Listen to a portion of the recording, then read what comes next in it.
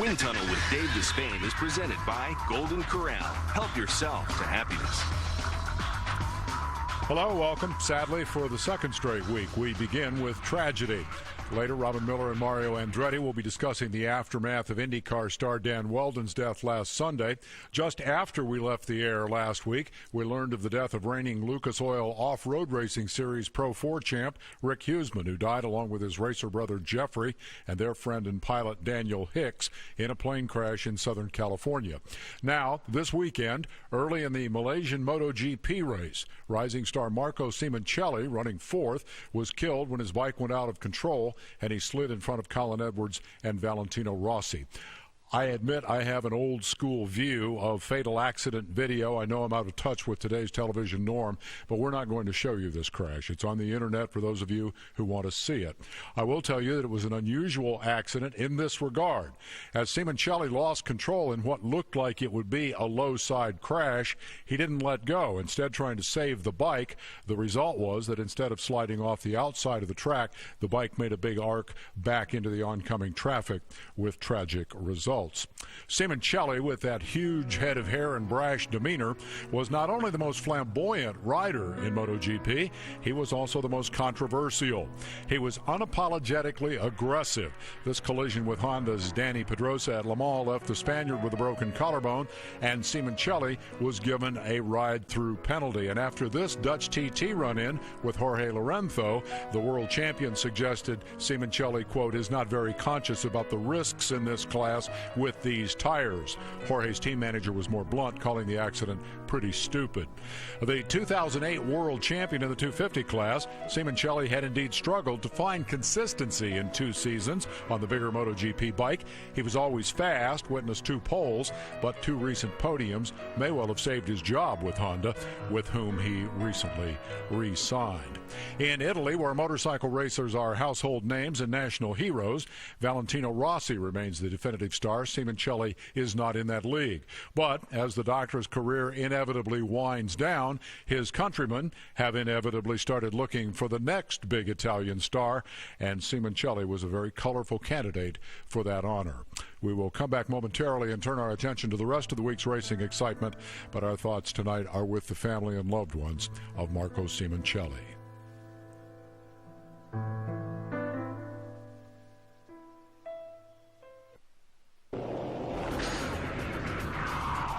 Wind Tunnel with Dave Despain is presented by Golden Corral. Help yourself to happiness. Brought to you in part by Acura. Acura Advance. And by Hankook Tires. Be one with it. Hankook Tires. Universally proclaimed the wild card race, Talladega has made its mark on NASCAR's chase for the championship. So, what did you think of this afternoon's action in Alabama?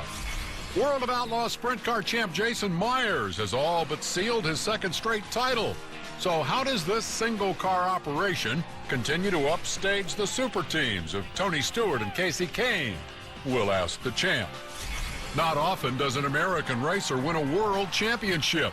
Tonight, we'll celebrate Greg Hancock's second crown in Speedway Grand Prix racing. And a week after the loss of IndyCar star Dan Wheldon, Mario Andretti and Robin Miller contemplate the road ahead for IndyCar racing. Welcome back. The racing world has gotten pretty good over the years at grieving and then moving on. In addition to Andretti and Miller on the subject of IndyCar safety tonight, we're also going to celebrate Jason Myers' all but certain second consecutive World of Outlaw Sprint Car Championship. Jason will be joining us live. Last weekend, we pre-recorded a conversation with the newly crowned World Speedway motorcycle champ, Greg Hancock. He was driving across Eastern Europe, headed for his next race. In the wake of last week's tragedy, we decided to hold that conversation until tonight, and so Greg will be tonight's last call. Let's go to Hot Topics and get things started here this evening.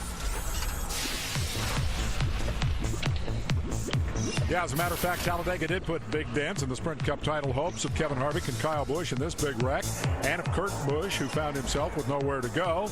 Jimmy Johnson's downfield finish convinces even me that he's toast. Carl Edwards finished 11th, stretched his point lead over Matt Kenseth, who faded to 18th at the end. And in the last 3 laps, Brad Keselowski and Dave Blaney went from 15th and 16th to 3rd and 4th. Up front, teammates and non-chasers Clint Bowyer and Jeff Burton broke away, settled it between them. Bowyer getting around Burton just barely for his second straight win in this race and 100th Cup victory for Richard Childress Racing. Yesterday in the truck race, title hopeful Johnny Sauter crashed, but lucky dogged his way back to 15th. Short on fuel, point leader Austin Dillon failed to maintain pace car speed. NASCAR placed him 12th on the last restart, and that hurt his chances. He got up to 7th. Up front, Ron Hornaday pushing Mike Wallace to the victory ahead of James Buescher, who closed to within 3 points of Dillon in the championship, with Sauter 14 back. We go down under V8 Supercars in Australia. Mark Winterbottom out braked your Saturday winner Jamie Whincup with 8 laps to go to win the second half of the Gold Coast 600. Winterbottom and teammate Richard Lyons thus gave Ford its first series win this year. Whincup's teammate Sebastian Bourdais claiming the Dan Weldon Trophy as the top international driver in the event. And in World Rally, your 7-time champion Sebastian Loeb rebounded from a recent slump. He won in Spain today while his title contending teammate Sebastian Ogier blew up shortly after this shot. Loeb thus goes to the finale in Britain with an 8-point lead over Mikko Hirvonen, while Ogier falls 29 points behind. Elsewhere, it's been the subject of a lot of speculation for months. There are widespread media reports this weekend the deal is done, and Speed has a live coverage at 2 p.m. Eastern Time on Tuesday of a press conference in New Jersey for a major Formula One announcement. Draw your own conclusions about the possibility that the U.S. will soon have a second Formula One Grand Prix, perhaps with the Manhattan skyline in the backdrop. You just need to tune in on Tuesday. I'm anxious to hear what you folks thought about Talladega, so let's kick things off with a phone call. We'll go to Dave on the line from Cicero, Illinois, or Indiana? Indiana. Didn't know there was a Cicero, Indiana. Welcome to the show. What did you think of Talladega today? Well, I guess I need to call and vent. I've never done this before, to complain like this, but to be honest with you, Dave, I've been a race car driver, car owner, and a short track owner here in central Indiana for over 20 years. And, man, I had my family and friends over to watch the Talladega race, had a little cookout and stuff. And about halfway through the race, we're sitting in the living room. I'm looking around, and everybody's asleep. And I cannot believe this. The race is so boring. So you shared the opinion of your guests then, that you were not excited about the 2x2 racing. Do I understand correctly? No. And I tell you, I got a solution for their problem on these super speedways. Fire away. I'm sure they'd love to hear it. It will fall on deaf ears, but I've been involved in racing myself for a long time. I think that if they took the spoilers off the cars, put an 8-inch tire on them, and took the restrictor plate away, they could race those cars. They could let off the gas going in the corner and pick her back up in the middle, and it puts the driving back in the driver's hands and tire management back in the driver's hands. And I think it would be a lot more interesting for the fans. I think the perception been in my house today, you wouldn't believe it. Yeah, so. That's not encouraging to hear about people going to sleep during what is supposed to be an exciting race. And I don't know about the specifics. I think I've heard the suggestion of less tire a lot of times. I think the counter argument to that is a lot of people already view them as under tired. But if you can come up with a way to reduce the downforce and reduce the drivability of the cars, if you will, you're on the right track. Anytime you can run wide open all the way around the racetrack, it limits, in my mind, the appeal of the competition, and there it certainly creates some special problems at Talladega. Let's try to get one more in here real quick. This is Brian in Petersburg, Indiana. It's Indiana night. Brian, quickly if you can, what do you think about the 2-car draft deal? Actually, if me and my brother was talking about this earlier today, and he's the one that came up with the idea. I'd like to take the credit for it, but if NASCAR is serious about wanting to break up the two-car draft, they need to mandate that everybody has to run their exhaust above the rear bumper. That would eliminate it hands down. Above the rear bumper. So if you or take away the bumper altogether on the rear, don't anything that takes away their ability to essentially bump draft all the way around the racetrack might seem like a problem. I think we can safely conclude that a little bit bigger restrictor plate and not letting them put the lubricant of their choice on the bumpers didn't really make that much difference today. En route to commercial, it's no surprise that racing gets lots of attention this week from media who normally wouldn't notice. I'm reminded of the 2000 NASCAR season when the deaths of Adam Petty, Tony Roper, and Kenny Irwin understandably created a lot less furor and pressure for safety changes than did the loss of Dale Earnhardt in the first race of 01. In that same vein, last Sunday's death of double Indy 500 winner Dan Weldon caught the attention of, for example, CNN.com, which says Dan's death raises questions about, quote, all of auto racing, though the writer never bothers to state what those questions are. Even NASCAR Jimmy Johnson got caught up in the moment, asserting briefly that Indy cars should not race on ovals, sticking instead to road and street courses. He quickly backtracked after A.J. Foyt called him stupid for saying that. Against that emotional backdrop, Wind Tunnel's goal tonight is to have a rational conversation in the wake of a tragedy. I'll start by inviting you to consider some statistics during the commercial break. In the 15 years since the oval-oriented IRL introduced its version of an Indy car, 3 divers have died racing those cars. 15 years, 3 fatalities. By comparison, in just the first 3 years of IRL history, 3 drivers were killed in the competing Champ Car World Series, 1 each on oval, road, and street courses. So for the IRL, 3 deaths in 15 years, a statistic worth remembering as we turn our attention to the danger of racing Indy cars on ovals, among other topics. We will be right back to discuss all of this and more with Robin Miller and Mario Andretti. Stay tuned as Wind Tunnel continues right after this commercial break.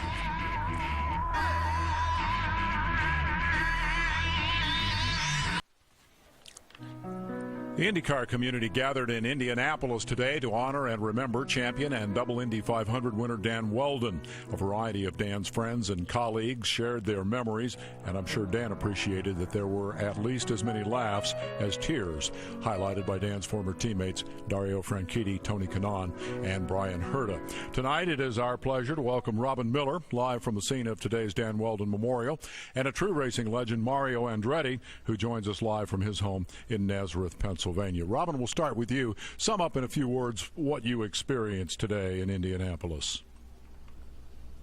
Well, I just think they went from the funeral yesterday, where it was very, very, very emotional, to today. Everybody was a lot more, I think the mood was much lighter, and people remembered Dan Weldon, and they had a video tribute to him, and they had to call the race. And I think those 3 guys, Franchitti and TK and Herta, his teammates at Andretti Green, getting up, and they really, really made people feel pretty happy about what Dan Weldon accomplished in 33 years. Mike Kitchell, his PR man, did a good job, his 2 managers. So I think it was a really nice mix of people telling stories, which is what a memorial is supposed to be. Mario, you and Dan are members of an elite fraternity, Indy 500 winners. He drove for your son Michael's team. Tell me how you're going to remember Dan Weldon.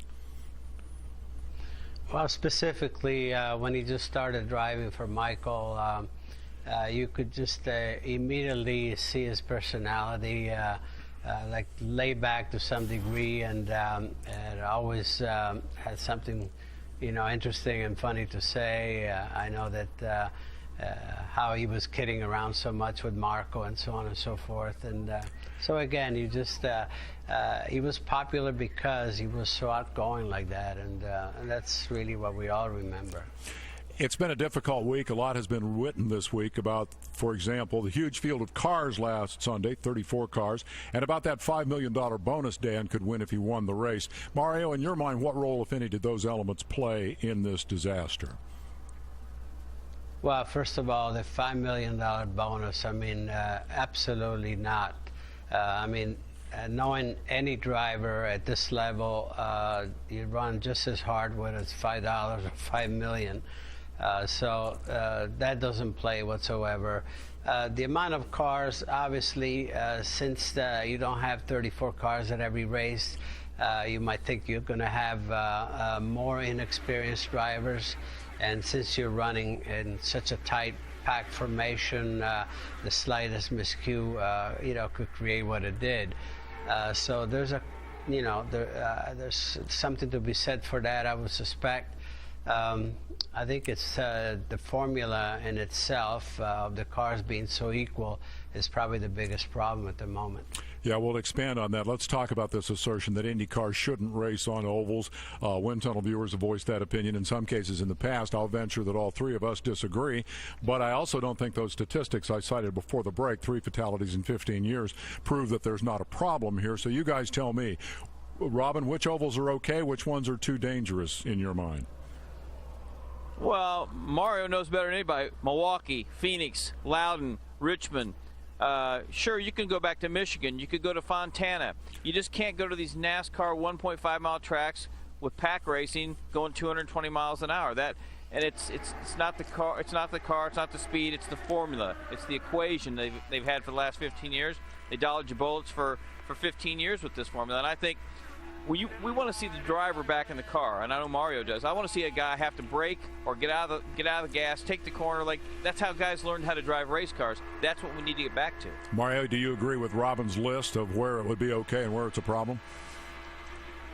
Well, it's more than the tracks themselves. I think it's the cars. I think there should be more freedom in the aerodynamic package, such as the wing angle, and whether you want to run a wicker or not, it should be up to the driver and of course the engineer. And I think there would be much more disparity that way. On the other point also, we've been talking about this for some time, is to take some aerodynamics out of the car and also increase the power. I mean, there's no magic wand for any of the formulas, but I think that's more of a proven setup than what we have now. What we have now, as I say, almost anywhere. But I almost disagree to some degree that we shouldn't go to 1.5 mile ovals, because what they did for Texas also in the aerodynamics of the car, the small changes they made, it made that race okay, because it was not easy to really be even 2 abreast. So that's really the goal, to try to reduce or making the cars harder to drive. And I think that should be the objective going forward. I want you to elaborate on that in a minute, Mario, but first let's get the tunnel head view on the specific question of Indy cars on ovals and some of the bigger issues as well. We'll go to the Golden Corral question of the week. How do you feel about Indy cars on oval tracks? Are some ovals not appropriate for open wheel racing? Are there changes that could solve the problems of Indy cars on those tracks? And if you were in charge of IndyCar, what would you be doing to ensure the sport's future? Okay, it's several questions. Feel free to tackle any or all. Are some ovals okay for Indy cars and some not? What changes would you make if you were in charge of IndyCar racing? We're talking with Mario and Robin, and we'll continue that conversation right after the commercial break. You're watching Wind Tunnel, and we appreciate it.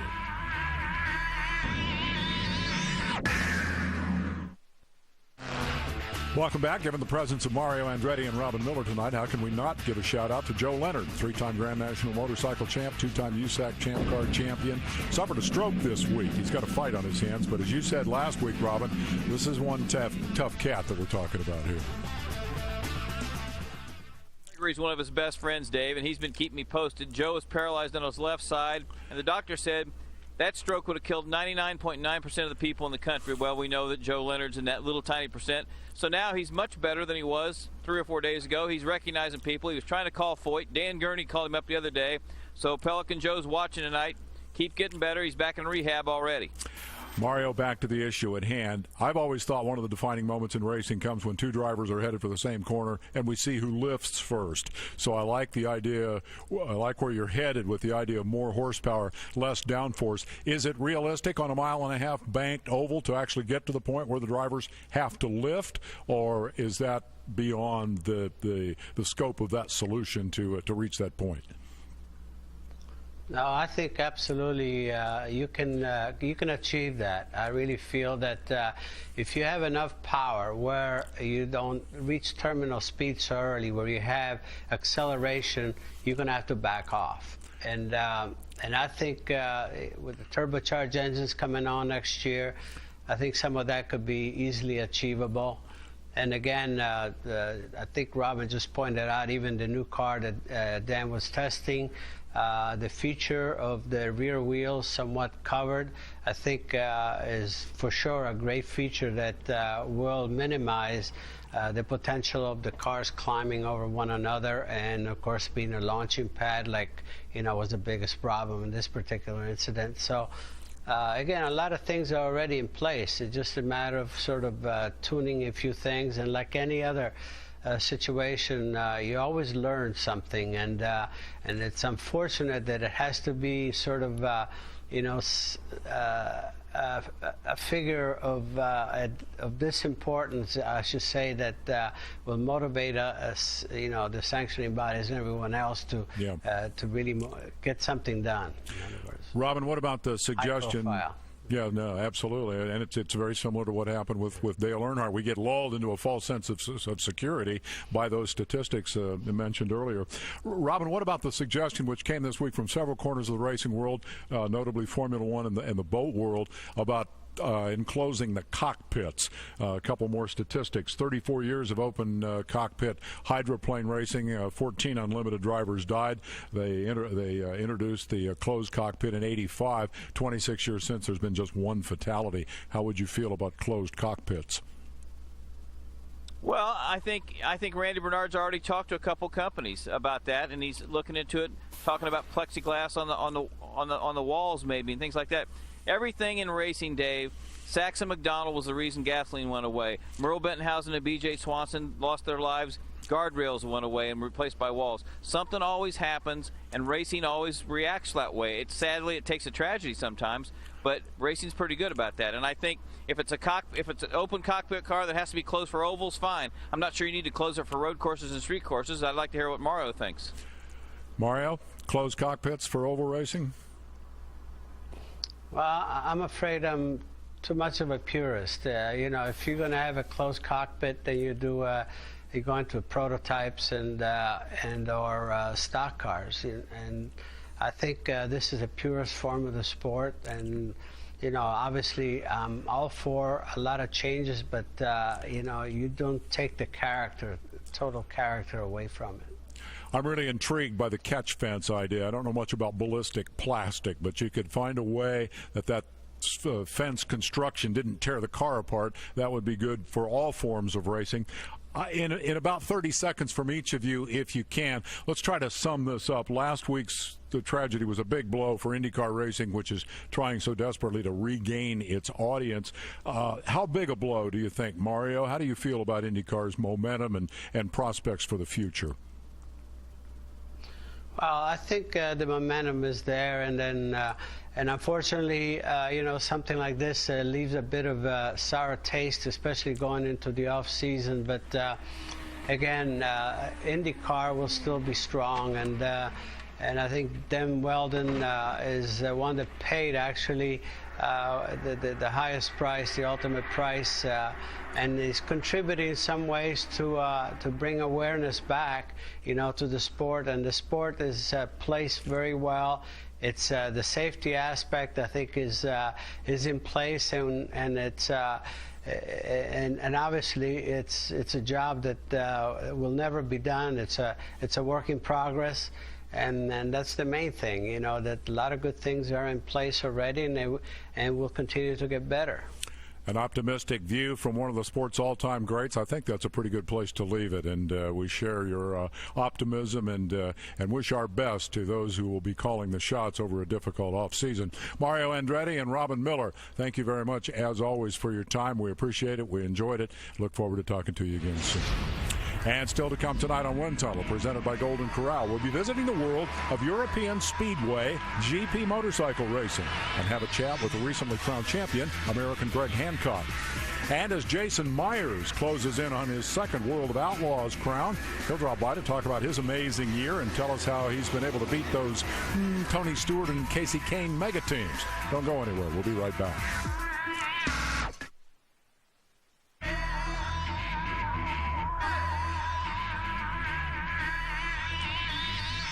Welcome back. Lots of folks have shared Dan Wheldon memories this week of his half-dozen appearances on Wind Tunnel. We fondly remember the first one in May of 2004 when the Wind Tunnel rookie got a little help from his teammates. Have a look. Creep up the time charts. It's your second 500, which invites us. Oh, no! Which invites us to get the gnarly nickname out of the way. Upside Dan. Oh, I'm scared. Upside Dan is a gift. Dan, could you pay attention here? Yeah. Upside Dan is a gift from your teammates, Franchitti, Herta, and Kanaan, after you crashed so spectacularly last year. Is that a handle that you wear gracefully, or would you just as soon shed that? No, I'm definitely wanting to shed that, but you know, Dave, I'm honestly really nervous right now. Really nervous. Why is that? Well, because I got 3 guys that I know are going to do something bad, so I'm just waiting for it to happen. I hadn't noticed them come in. Yeah, whatever. I'm sure you're a big part of this. They have their Dan fan hats on. It's just a fan club meeting. That's what I was told. I don't know. Well, yeah. Anyway, we're glad. It's good. And the punchline comes from Franchitti. I thought the best line in the memorial today was Dario pointing out that Wheldon is the only face that appears on the Borg Warner Trophy with 2 different sets of teeth. Let's go back to the phones quickly here. Time flies when you're having fun. This is Don from Decatur, Georgia. Don, welcome to the show. What's on your mind tonight? Hey, man, I was just kind of reviewing what Mario had talked about, and some others had said about oval racing and IRL, putting up a hockey wall, you know, the bulletproof plexiglass. Yeah. Is that a bad idea? Well, there's a big difference between a hockey puck and a 1,500-pound Indy car or 3,500-pound stock car. Wheldon. Do you know anything about the technology of plexiglass? I mean, I would think there's probably stuff, you know, that they make jet fighter cockpits out of that might be suitable for the task, but it also might be, you know, $1 million for an 8x8 sheet. Yeah, but Dan should have hit the wall and not the fence. And if you just replace the fence with some plexiglass, it might have, you know, made a bit of a difference. Well, I'll accept your premise, but unless you know for a fact that this is a piece of plexiglass that's strong enough to bounce the car back into the racetrack, you remember that the purpose of the catch fence is to protect the fans. It's not to protect the drivers. That's a secondary consideration. But I continue to believe that there are things that can be done to the catch fence to make it better. The problem with the catch fence, and you see it even with the stock cars, I mean, there's always shrapnel and debris that goes through that fence. Almost invariably, somebody gets hurt. There haven't been catastrophic injuries, and the fences, for the most part, have done their job. But when an open-wheel car hits the catch fence, it just tears the car to pieces, including tearing away the driver protection. So I would like to see an effort like that made with the soft walls, the safer barrier, to see if there's possibility for improvement in the catch fences. We're going to take a commercial break, and then we'll come back and get a little dirty with the defending World of Outlaw Series champion. That would be, of course, Jason Myers. 9 wins on the year. His elite racing team has all but clinched its 2nd straight championship, meaning Jason's been 1st or 2nd in points 5 of the last 6 years. Not bad.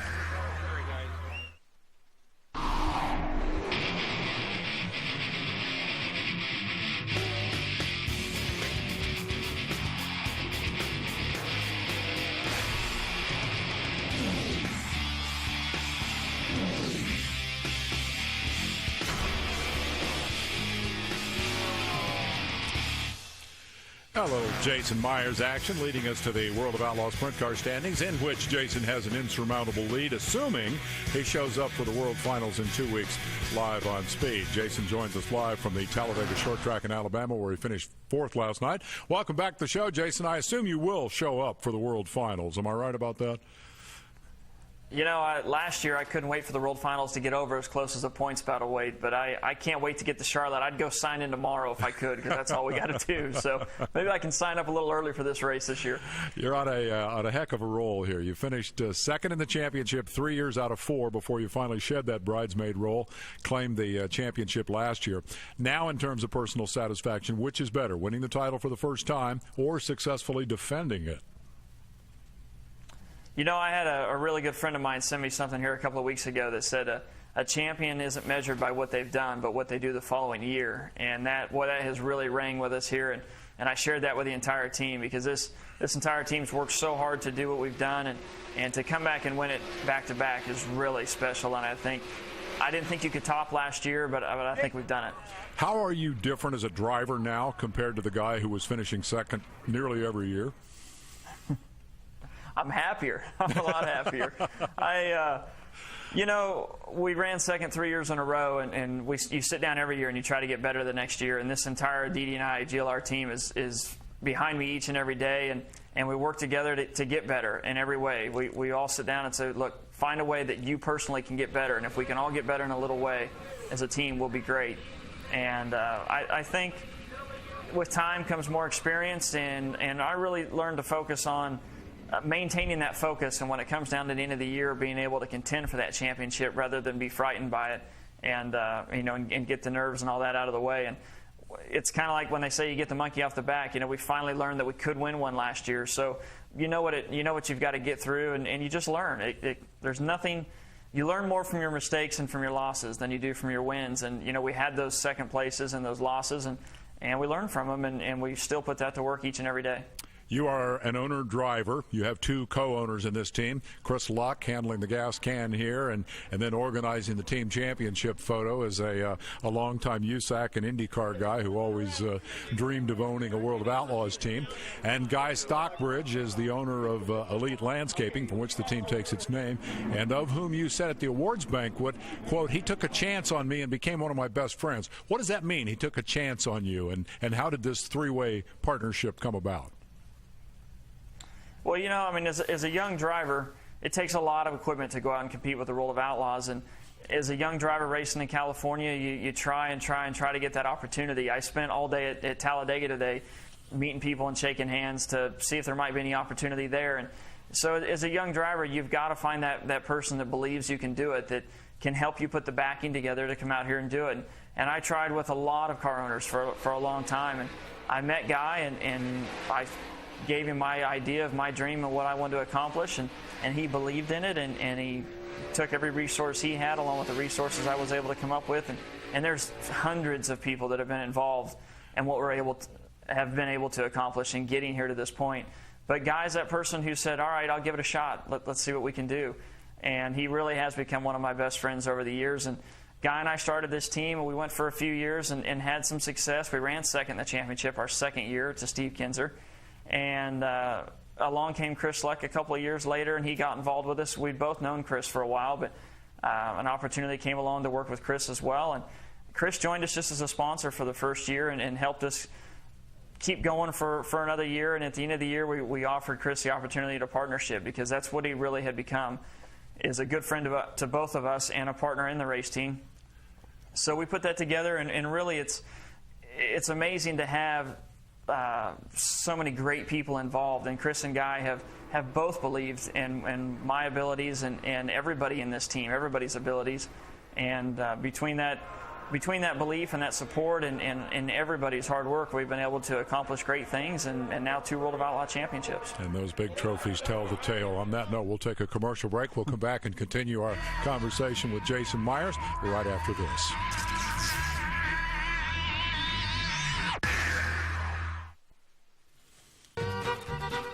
Listen closely. That's the cow congratulating Iowan Kelly Shryock, 7-time champion of the U.S. Modified Touring Series. Kelly won the inaugural King of America race in Kansas over the weekend, helping himself to $15,000 ahead of Johnny Scott and Terry Phillips, and then getting to dress up in a weird costume and sit in a large chair. The spoils of racing. With that, we're rejoined by Jason Myers. Last time we were talking, you mentioned the possibility of Elite Racing adding another car. I know that's been an ongoing consideration. Tony Stewart, Casey Kane, to cite 2 high-profile examples, have multi-car teams. Where does that situation stand? Are you guys in expansion mode or not? We are definitely in expansion mode. We're working on it. We've been talking about it for a long time, and I think we're on our way. We don't have anything to announce yet, but it's coming soon, I believe, and we certainly don't want to put the cart in front of the horse, but I think we're finally going to get there. And that'll give us that opportunity to hopefully advance a little faster and and find a way to stay ahead of the super teams that we work so hard to compete against at this time. Some people think you're already part of a super team because you have number 14 on your car, and so they figure you must drive for Tony Stewart. How did you end up with car number 14? You know, I get that question nightly. Is this Tony's car? And I tell him the same thing every time. I wish Tony would pay my bills. But, you know, the number 14, I actually have to, and you'll appreciate this, I was number 9 when I was a kid, and I was a fan of Jay Springsteen as a kid. Wow. And that's where that came from. And then I moved on into micro midgets, and when I did that, a gentleman by the name of Mark Hagopian helped us tremendously get going. His father, Martin Hagopian, owned USAC cars that lots of John Andretti, lots of great drivers drove over the years, and they were always 14, and we kind of took the number and had some incredible seasons, and the number stuck. So it's just been something that's been with me a long time now. Real quickly, speaking of Tony Stewart and his world, you were over at the Speedway today, meeting and greeting. Obviously, I guess that gives us some idea of intent. Any progress? Kind of a funny story. I walked up and introduced myself to Joe Gibbs, and he signed an autograph card for it and handed it to me. So maybe he's at home watching tonight. But you know, you never know what's going to happen. We spent some time over today and just to see who we could see and who we could meet. And of course, you know, they're at work during that time, so sure. I understand that. So it was just a time to give it a shot and see who we could meet. And you never know. I definitely have ambitions to do that, though. We're looking forward to the World Final. It's now 2 weekends away. It's live on Speed. Now you all but clinched the championship. I think it's still worth people showing up and taking in the race, or at least watching it on Speed. It'll be a pleasure to shake your hand out there live and in person. Congratulations on a great year, Jason. Thank you so much, Dave, and thanks to all the fans that support Sprint Car Racing. Don't forget now that telecast is live, and it's 2 weeks from tomorrow night from the dirt track at Charlotte Motor Speedway. I'll be hosting it. Wouldn't miss it. One of my favorite events of the year. If you can't go, the telecast starts at 8 o'clock Eastern Time. We'll take a break and be right back with a little Greg Hancock action. He's still racing in Europe, where team competition continues in front of huge crowds, even though the American hero has already won the World Championship. Wind Tunnel with Dave Despain is presented by Golden Corral. Help yourself to happiness. And brought to you in part by Hankook Tires. Be one with it. Hankook Tires.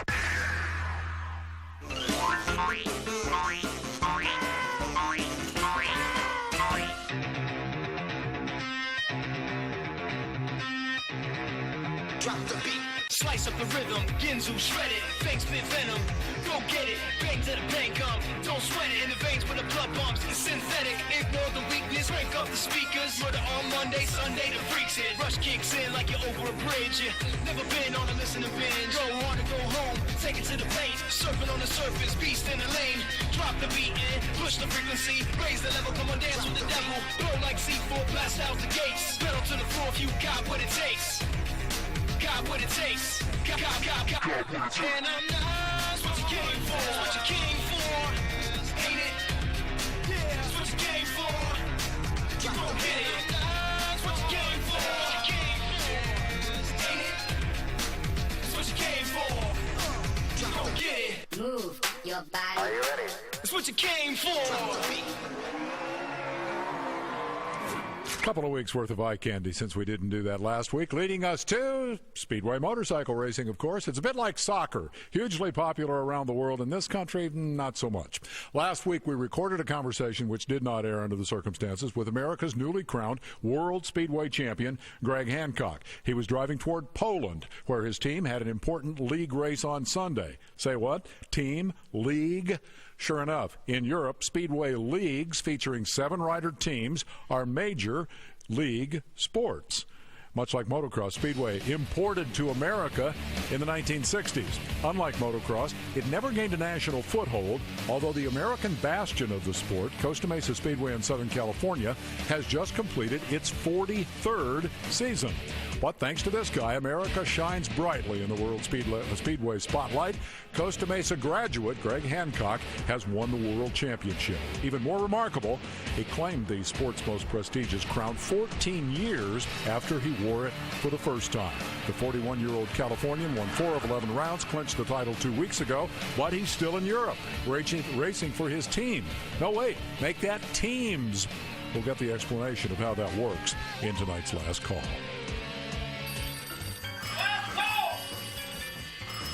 Hey, Greg, welcome to the TV show here. Congratulations on another world championship.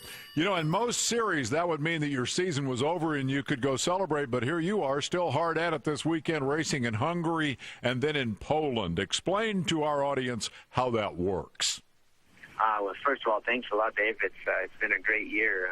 The league racing is much like we know it in the U.S. for baseball, football, hockey, basketball. You know, it's team events, and I'm contracted to a team in Sweden where I have myself based in Europe, and also I'm contracted to a team in Poland where I ride once a week in each country, and basically I'm contracted to compete for the club and paid for my performance on the night, and there's 7 riders in each team that compete against the opposing team throughout the year. So we have a full program that runs about 22 events in Poland throughout the year. You have about 18 qualifying tournaments, and you end up in semifinals and finals. And it works virtually exactly the same in Sweden, too. So the unique thing about Speedway is you're actually allowed to be contracted to 2 different teams, 2 different clubs in 2 different countries, where one day your teammates become your competitors the following day when you're racing in another country. That is, I believe, unique in the world of motorsports, as is the Speedway race format. You have a series of 4-man, 4-lap races. They're organized so that each rider faces every opponent at least once, and there are points for each of those races. And the stars of Speedway are national heroes. What is the celebrity lifestyle like over there? Are you able to go out for dinner without being mobbed, for example? You get pretty well recognized in many places around Europe. In the eastern countries, especially in Poland, it's the number 1 sport in Poland, and you clearly can't go anywhere without being spotted. And you're not always mobbed, but you have the occasions, you know, depending on the city you're in, where Speedway might be a little more popular. Then they tend to give you a little bit of a good seeing to. But in Sweden, it's also really a household name. I think it's the number 3 sport in Sweden.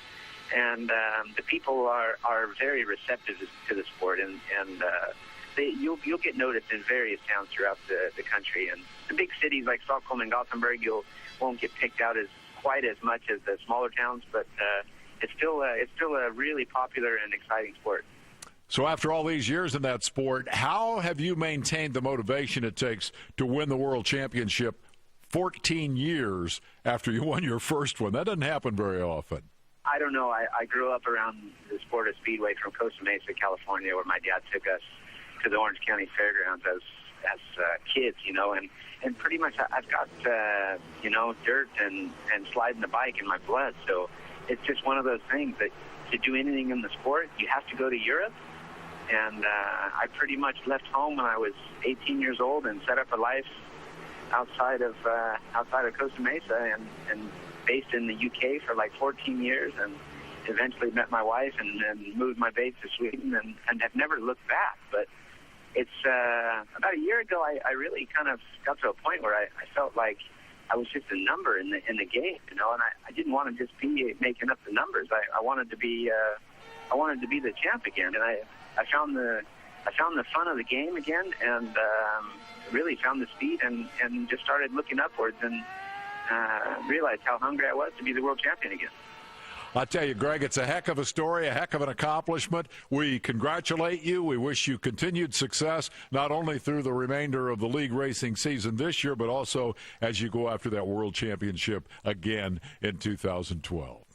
Hey, thanks a lot, Dave. I really appreciate it. Great to talk to you guys, too. And having magically changed from my blue to my black shirt, again, that was taped last week, I'm feeling so pumped up about I may do this show for another 10 years. I'll be like Greg Hancock, be eternal, immortal, or maybe Herschel McGriff. I have a Herschel McGriff story from off the chat that I'll tell you on Wind Tunnel Extra, which is going to crank up over on the internet at speed.com in a matter of a few seconds. Next week, Ray Dunlap will talk about the Truck Series, and we'll see if there's anything to this Formula One rumor in New Jersey. Hope you have a great week. I'm Dave Despain. Thanks for being here.